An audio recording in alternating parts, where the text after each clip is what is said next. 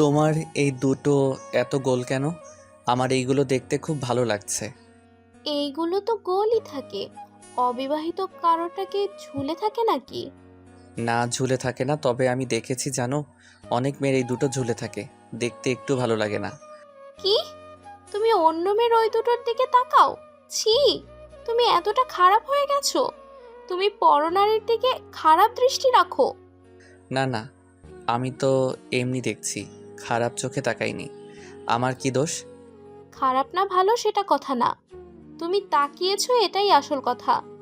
তোমার নামে আমি ইফটিজিং এর কেস দিব। অসভ্য ছেলে একটা। এই অধরা, তুমি তোমার স্বামীকে ইভটিজিংয়ের কেস দিতে পারবে? তোমার একটু কষ্ট হবে না? আমি একজন পুলিশ অফিসার। আমার কাছে সবার ওপর আইন, তার ওপর কেউ না। ওরে আমার পুলিশ বউরে, আসো এইদিকে, তোমার সাথে একটু চোর পুলিশ খেলি। অয়ন নিজের কথাটা শেষ করতেই অথরার দিকে এগিয়ে যায়। অথরা অয়নের স্ত্রী। ভালোবেসে তারা একে অপরকে বিয়ে করে। আজ তাদের বিয়ের সবে মাত্র 1 মাস পেরিয়েছে। অয়ন আর অথরার মাঝে অন্য সকল স্বামী স্ত্রীর মতো সারা দিন রোম্যান্টিক আদরের গল্প না হলেও তাদের মধ্যে ভালোবাসা গল্পটা কিন্তু আছে।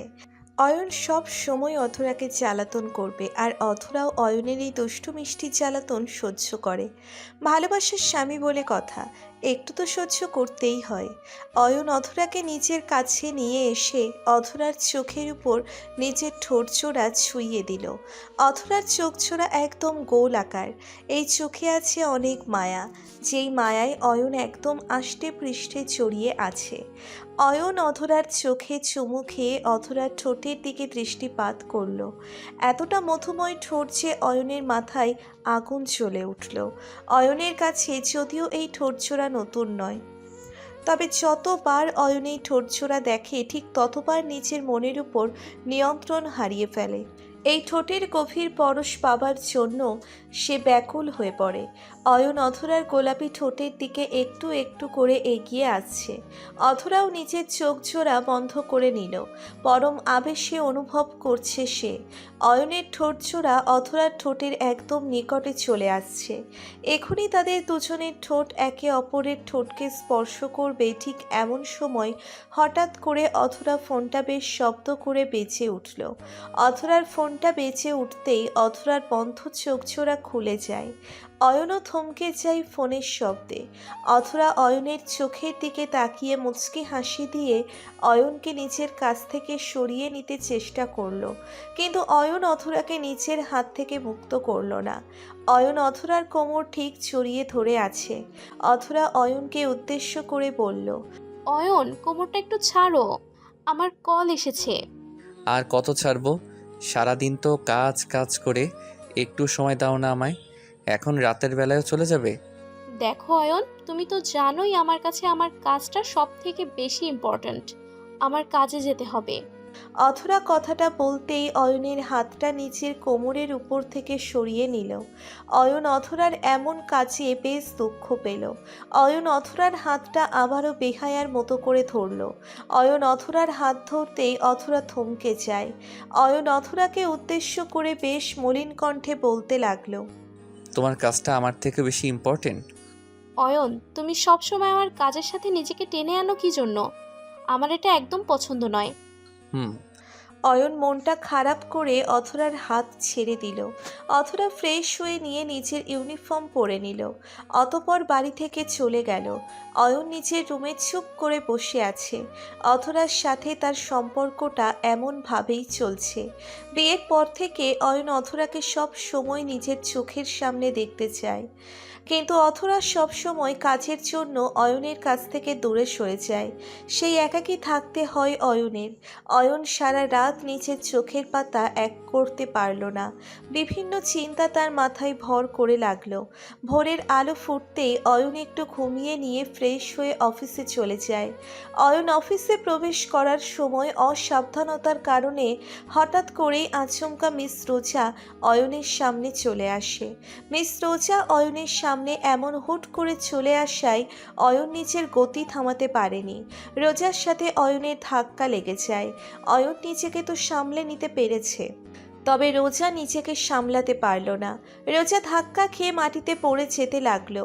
অয়ন রোজাকে সেভ করার জন্য রোজার কোমর ধরে রোজাকে পড়ে যাওয়া থেকে আটকে নিল।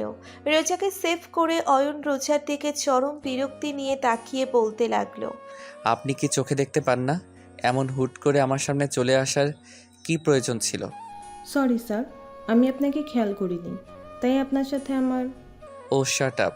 সকাল সকাল মুডটা অফ করে দিলেন, যত সব। অয়ন কথাটা শেষ করতেই নিজের কেবিনের দিকে হন হন করে চলে যায়।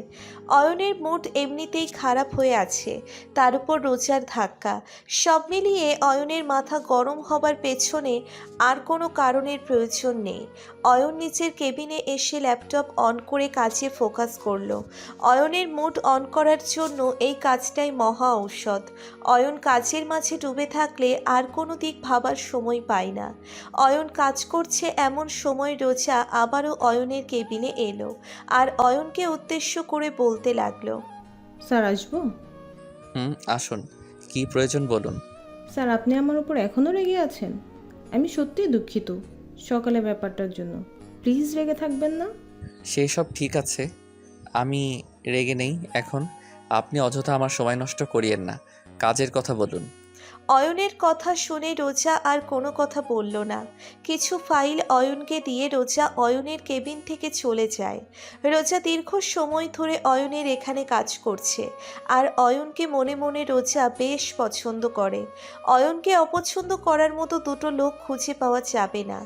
অয়নের ব্যক্তিত্ব এমন যে অয়নকে অবহেলা করে এড়িয়ে যাবার ক্ষমতা কারোর নেই।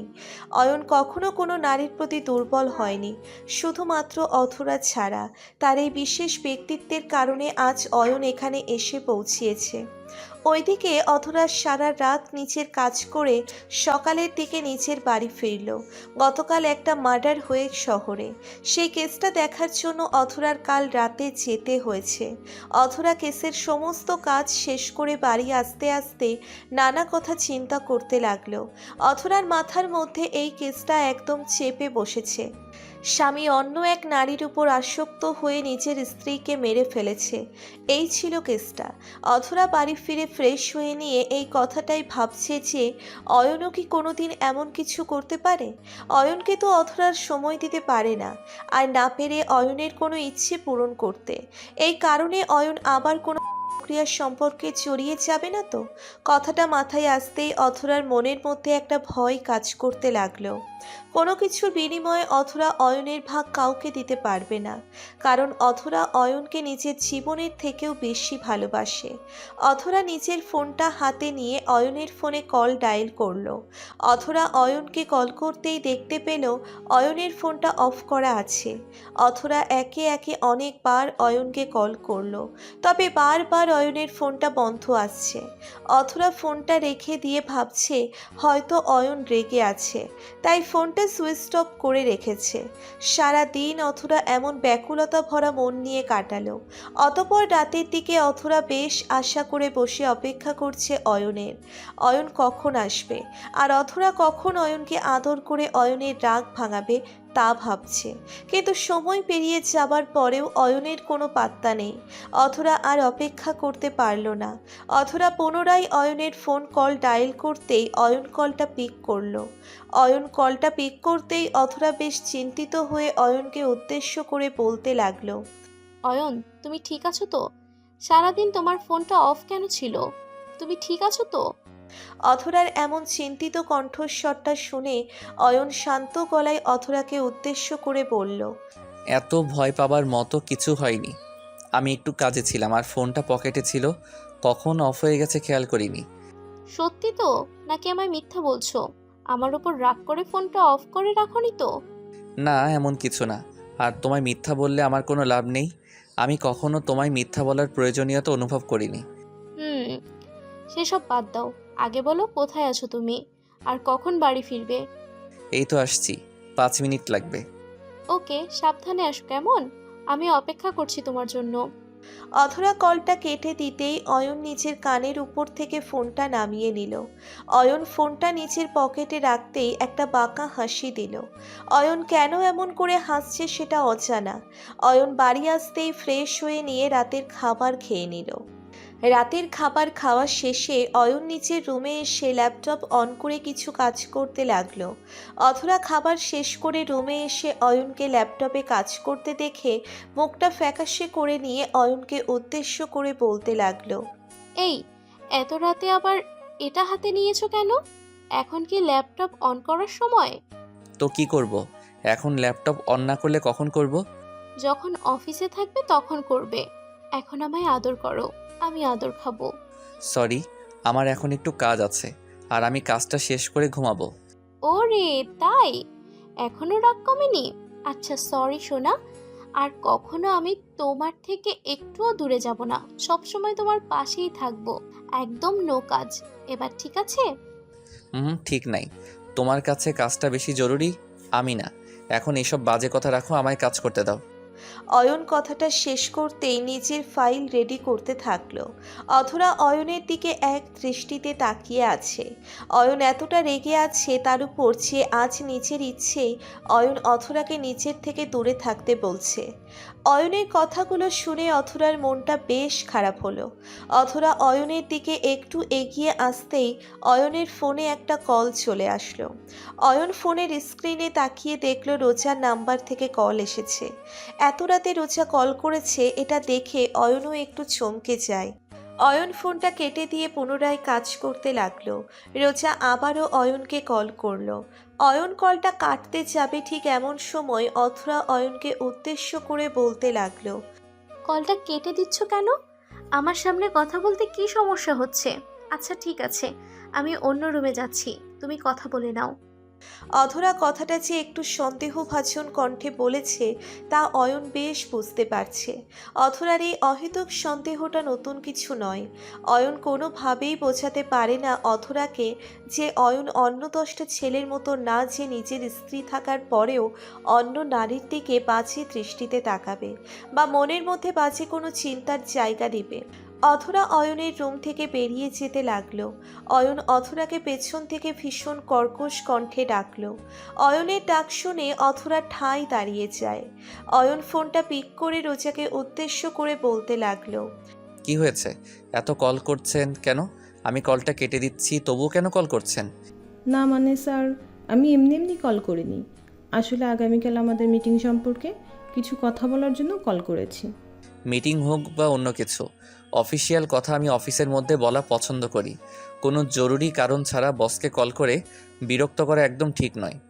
স্যার আপনি এমন কেন? সবসময় এমন তেরামি করেন কেন? আপনার মুখে কি মধু নেই? আপনার কথাগুলো এমন তেতো কেন? না, নেই। আমার মুখ একদম তেতো, সো মিষ্টি কথা আমার থেকে আশা করিয়েন না, রাখছি। অয়ন কথাটা শেষ করতেই রোজার মুখের উপর কলটা কেটে দিল। অধরা অয়নের দিকে বিস্ময় দৃষ্টিতে তাকিয়ে আছে। অয়ন এমন করে কথা বলে আজ পর্যন্ত অধরা অয়নের এই রূপটা দেখতে পায়নি। অধরা সব সময় ভেবে এসেছে যে অয়ন ভীষণ শান্ত একটা মানুষ, কিন্তু এই শান্ত মানুষটা যে এমনভাবে কথা বলতে পারে সেটা অধরারও অজানা ছিল। অধরা অয়নের দিকে এক দৃষ্টিতে তাকিয়ে আছে দেখে অয়ন অধরাকে উদ্দেশ্য করে বলতে লাগলো। এমন করে তাকিয়ে থাকার কি আছে? মনের মধ্যে থাকা সন্দেহ দূর করতে পেরেছি। অয়নের কর্কশ কণ্ঠস্বরটা কানে আসতেই অধরার ঘোর কাটল। অধরা খানিকটা অপ্রস্তুত হয়ে অয়নকে উদ্দেশ্য করে বলল। আরে আমি তোমায় সন্দেহ করব কেন? আমি তোমায় বিশ্বাস করি, আর তাও নিজের থেকে অনেক বেশি। এতটাই বিশ্বাস করো যে আমার নাম্বারটা ট্র্যাপ করে রেখেছো। আমি সারাদিন কার সাথে কথা বলি আর কি কথা বলি সেটা জানার জন্য, এটাই বিশ্বাস। অয়নের কথা শুনে অধরা যেন আকাশ থেকে মাটিতে পড়ল। অধরা অনেক আগেই অয়নের নাম্বার ট্যাপ করে রেখেছে, কিন্তু এই কথাটা শুধুমাত্র অধরা জানত। কিন্তু অয়ন কেমন করে জানল? অধরাকে চুপ করে থাকতে দেখে অয়ন একটা বাঁকা হাসি দিয়ে অধরাকে উদ্দেশ্য করে বলতে লাগলো। ভালোবাসার পূর্ব শর্ত বিশ্বাস করা। আগে বিশ্বাস করতে শেখো অধরা, দেখবে ভালোবাসার কমতি হবে না। হয়েছে হয়েছে, তুমি আমার স্বামী, তোমায় আমি ট্যাপ করব, তোমার সাথে সারাদিন লেপ্টে থাকবো। সব সময় নজরদারিতে রাখবো, কারণ তুমি আমার স্বামী আর তোমার উপর আমার সম্পূর্ণ অধিকার আছে। আজ শুধু আমার এই সন্দেহটাই তোমার চোখে পড়লো। আরে, তোমায় হারিয়ে ফেলার ভয়টা চোখে পড়েনি? তা পড়বে কেন? তোমার তো চোখ নাই আমায় দেখার জন্য, তাই পড়ে নাই। অথরার কথা শুনে অয়নের মুখে একটা চাপা হাসি চলে আসে। অথরা কথাটা বলতেই গাল ফুলিয়ে আছে। অয়নের এই পুলিশ বউটা যতটা চালাক, তার থেকেও বেশি চালাক অয়ন। অথরা অয়নের সাথে কথায় পেরে উঠতে না পারলেই এমন সব কথা বলে গাল ফুলিয়ে থাকবে, এটা অথরার স্বভাব। অয়ন আর কি করবে? পুলিশ বউয়ের এই মিষ্টি অভিমানটা যে তার আদর ছাড়া কমবেই না। তাই অয়ন বিছানা থেকে উঠে সোজা নিজের বউয়ের কাছে চলে এসে পুলিশ বউটাকে শক্ত করে নিজের বুকের মাঝে চেপে ধরে অথরার কানের কাছে মুখটা নিয়ে গিয়ে ফিসফিস করে বলতে লাগলো, ভালোবাসি তোমায় প্রিয়। এই হৃদয় তুমি ছাড়া আর অন্য কারো ঠাঁই না, আগে ছিল আর না সামনে থাকবে। এই হৃদয়টা শুধুমাত্র তোমার জন্য। জানি জানি, সব মিথ্যা। একটাও মিথ্যা না, সব সত্যি শোনা। তবে আদর করো। ওরে ফাজিল বউ আমার, তোমার আদর লাগবে? ওয়েট, করছি আদর। অয়ন অথরাকে কোলে তুলে নিয়ে চলে যায় আদর করতে। সত্যিই ভালোবাসা সুন্দর। ভালোবাসার মাঝে সন্দেহ থাকা উচিত নয়, কারণ সন্দেহ ভালোবাসাকে গলা টিপে হত্যা করে।